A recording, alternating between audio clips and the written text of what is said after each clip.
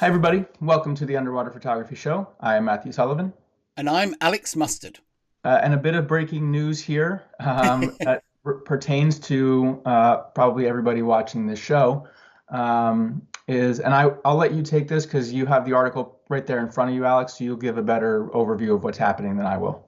Yeah, well, actually, Matt and I are kind of reacting to this one on the fly a little bit because we sat down to record sessions and this news story popped up on my social media. So we thought, oh, that would make a good episode. But we're not that we do huge preparation anyway. But anyway, as you'll have seen from clicking on the video, this is about Thailand bringing in a ban for new divers taking underwater cameras down on dives with them. And I saw this news reported by Steve Weinman at divernet.com.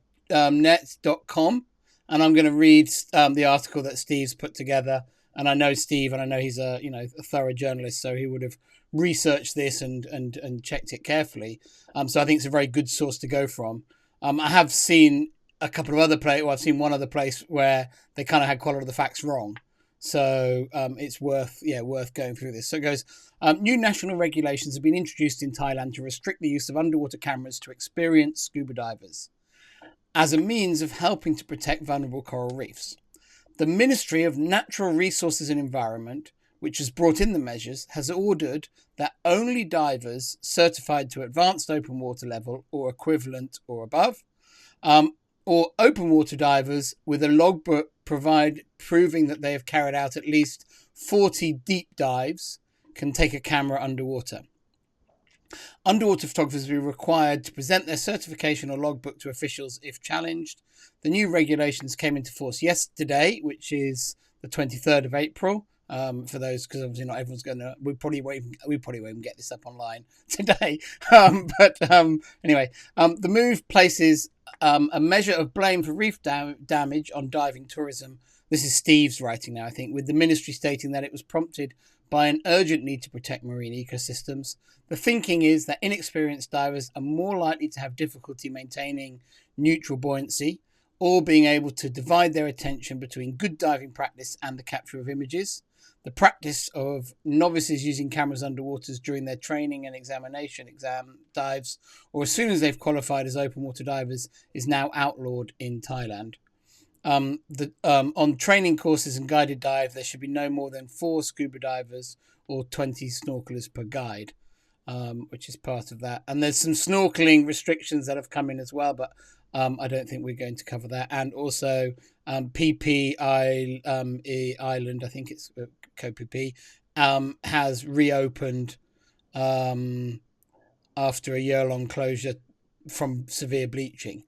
So these are kind of some sweeping changes. But I think the thing that we should be discussing is that sort of is the first time I've heard a kind of even a regional, but a nationwide ban on underwater photography for some people. And it's important to state that actually I don't really have I think if anyone asked me, should I, when I've just started diving, take a camera down, I think the first thing we'd always say to people is work on those diving skills, make sure you're a safe and competent diver, and only then take a camera down. So I don't think this is just making a law out of something we would advise. So I don't have a strong, I don't think that there's kind of anything massively incorrect in this. It's more strengthening advice to a law is really quite a novel thing and potentially a worrying thing. But what do you think, Matt? Yeah, I think, well, like you said, I think that when you're learning to dive, having a camera in your hands should probably be something that's a ways away. There are plenty of dives where like I don't feel comfortable under the water with all of my gear, and I have 2,000 plus dives, and on those dives I just kind of give up because I'm like, I'm not going to bother trying to shoot anything because just something's not right. And it's not worth trying to power through it and sort it out. I'll deal with it later, or I'll deal with it the next time we're back on the surface. So for beginner divers who are just getting used to all of that whole environment in general, I think adding in another relatively complicated thing is probably not the best use of their time, and focusing on actual diving skills of course most important. And the better your diving skills, the better your pictures will be. But I do think it's an interesting step to have, like you said, to have something that's just kind of normal advice take that next step and be implemented as a nationwide law. Mm. And again, like you said, it's important to it's not like you can't go to Thailand and take pictures. You can still go there and take pictures. They just have some kind of, it seems almost arbitrary stipulations on it. Because I know plenty of people who are advanced open water certified and they have 10 dives. So does that necessarily mean that, I they're, think that would be fine in terms of this. no, yeah, I know. Yeah, That's what I'm yeah. saying. Seems like but then they're saying you also get the 40 deep dive, what constitutes deep, all that kind of stuff. So it seems like the actual rules and restrictions are a bit kind of all over the place. Um, the concerning thing is then does this snowball and start to impact more places and more people who just want to have no photographers, period. And I know plenty of divers who don't like having photographers around, so it wouldn't surprise me if that got some sort of support. So we'll see where it goes as this hopefully, well, we'll see where this goes. Hopefully it doesn't necessarily pick up steam and impact, underwater photographers in general worldwide, but, remains to be seen. Yeah, I very much agree with that final point in that, this could be the beginning of saying, underwater photographers, they're the big problem.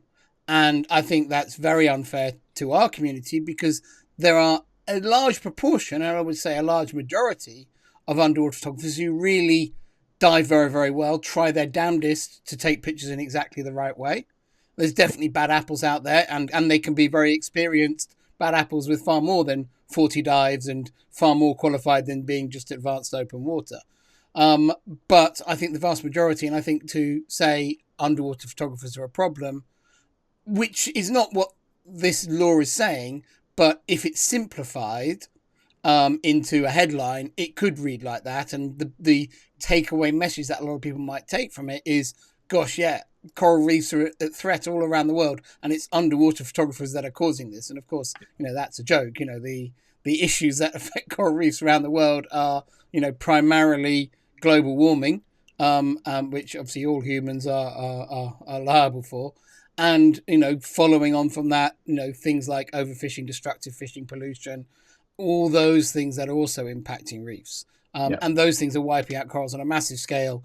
One individual photographer, even if they are ridiculously self-centered, couldn't care less about the environment, they'd have to do a hell of a lot of dives to do any really measurable damage on their own. That said, I think both of us would say to any new photographer or any new diver, just wait a while for your own safety and the safety of the environment before taking a camera down.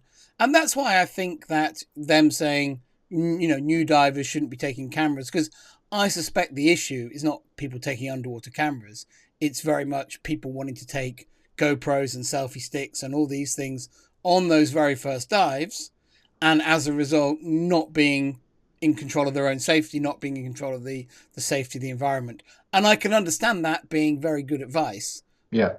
Whether it should be enshrined in law, and like you say, the consequences of making this a law and it potentially being rolled out in other places. I guess it's also going to be very hard to enforce. I mean, you're not going to have Thai policemen down on the reef going, "Can we see your logbook mid dive, please? Because I saw you took a picture back there." I suspect it's going to be, be enforced by the dive centres, that they'll be saying to the photographers, saying to people who are bringing cameras on the boat, "Okay, you're bringing a camera on the boat. Are you advanced open water? Cool, off you go." You bring on a camera. Oh, you're only open water diver. How many dives have you done? Oh, you've only done 10 dives. We think that you shouldn't. Well, the law says you shouldn't. Yeah. And maybe it does empower the dive staff to be able to stop people who clearly are going to do damage. And I think that, adding things to this, like saying no gloves and things like that, would also be good rules, which I think relate to all of this, because, there's certainly, you can go to certain parts of the world, and I'm not going to, in Thailand, I'm sure will be one of them, where you see hordes of tourists from certain countries all wearing gloves, all in contact, often more than just fingers. It can be hands and arms and knees all over the reef. And yes, probably quite a lot of those people are carrying GoPros and things like that on the dives. Yeah.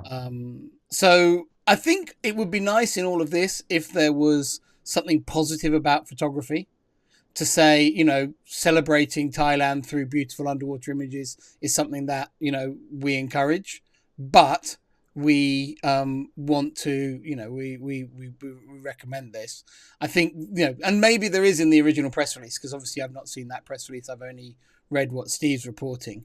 But Steve does say, you know, in his wording of it, he says the thinking is that it says the move places a measure of blame for reef damage on diving tourism. You know, so it is, you know, which is true, but it's obviously, you know, and Thailand does get a lot of new divers. It's, you know, well known as a training place and that sort of thing. So yeah, it's a really interesting move. I would say that, well, I actually don't have really any issues with the detail.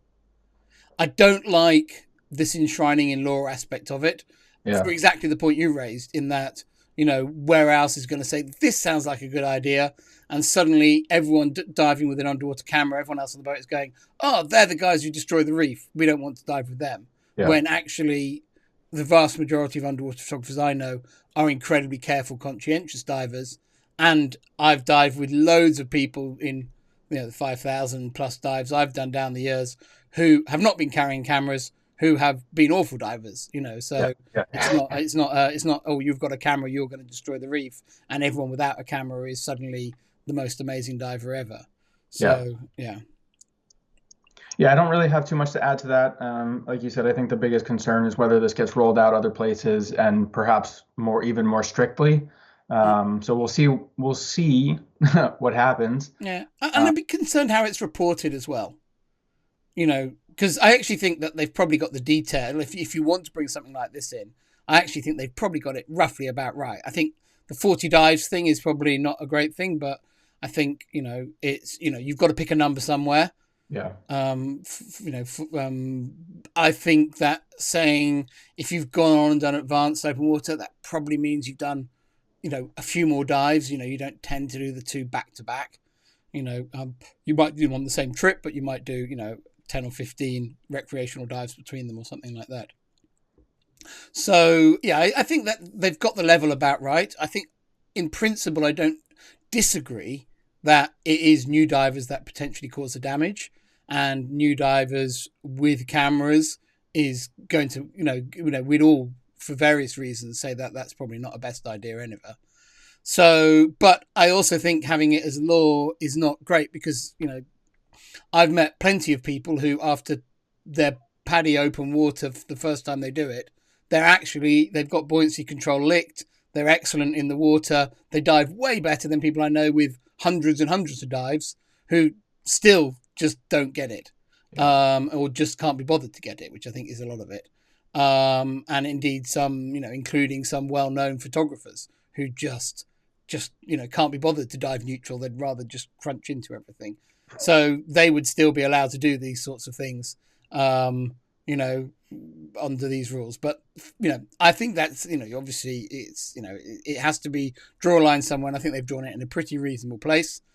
I wish it was more advisory than law, and I guess the detail will be how it's enforced. You know, it might just be there as a background threat, so the dive centres can actually say to people who they see clearly incapable of taking a camera down, by law, you can't take it in. And maybe there'll be that on the ground where actually the dive master can go, well, actually, I've seen you in the water. You're fine with the camera. You're a really good diver. And I suspect that might well be the way it gets implemented. That's what I would assume. I can't imagine every dive master or dive center down there is going to be like checking every single one and be like, no, absolutely not, because you have 39 dives instead of 40 or whatever it happens to be. But yeah, we'll see. It'll be interesting to follow the story. I think interesting to see what people think as well below in the comments. And now that you guys know that you can come to us for actual breaking news stories, that seems like a good place. Only if they break when we were scheduled to do some recording. But thank you guys for watching. Let us know what you guys think in the comments, as Alex just mentioned. And we will see you guys in the next one.